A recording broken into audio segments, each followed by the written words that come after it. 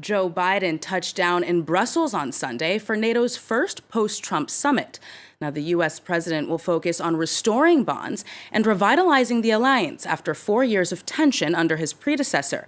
The allies are also expected to agree to a joint statement outlining cooperation on troop withdrawals from Afghanistan, a coordinated response to rising cyber attacks, and building a solid front to counter a rising China. For more, I'll turn now to our Brussels correspondent, Dave Keating. Dave, what can we expect for Biden's visit? Is Russia set to be at the top of the agenda?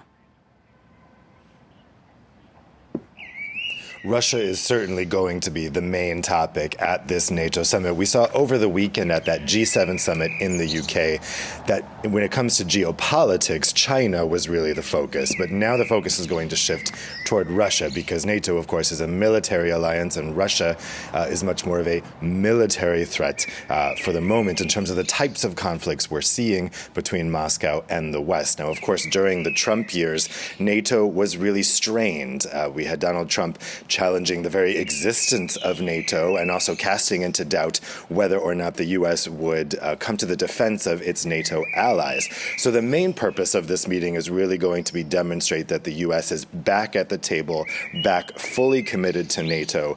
And they're really, I think, today going to be having an eye ahead to this summit that's going to be taking place between President Biden and President Putin in Geneva on Wednesday. I think for sure they're going to want to signal solidarity, that they're all on the same page, but they're going to want to get on the same page ahead of that meeting because, of course, we know that that summit in Helsinki between President Trump and President Putin was really a disaster for U.S. interests and for NATO interests. NATO countries were absolutely shocked at that press conference following that meeting when Donald Trump seemed to accept Putin's defenses against election interference and all types of other things. So definitely the NATO partners are going to want Joe Biden to get tough with Putin at that meeting. We know already there will not be a joint press conference after that Geneva meeting. I think that signals just how tough the Biden administration wants to be at that summit. Okay, but Dave, we know that Russia maybe is not the only country that these alliance members are going to be focused on. They're also expected to talk about tense relations with Turkey. What can we expect on that? Yeah, and that's going to be a very awkward subject because unlike Russia, Turkey is a member of NATO, and yet Turkey has lots of conflicts with lots of NATO countries at the moment. Obviously, most especially Greece and Cyprus. Now, Greek Prime Minister Mitsotakis told France 24 yesterday that he wants a dialogue with Turkish President Erdogan. It's the first time that those two leaders have met in quite some time, and they're really going to want to ratchet down tensions. At least that's what was suggested by the Greek Prime Minister yesterday.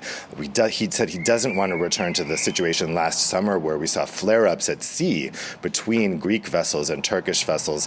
The big issue in the short term is these maritime borders and Turkish oil and gas exploration in waters that Cyprus says is Cypriot waters. So I think certainly they're going to want to ratchet down rhetoric. It's going to be the opposite of what we'll see with Russia.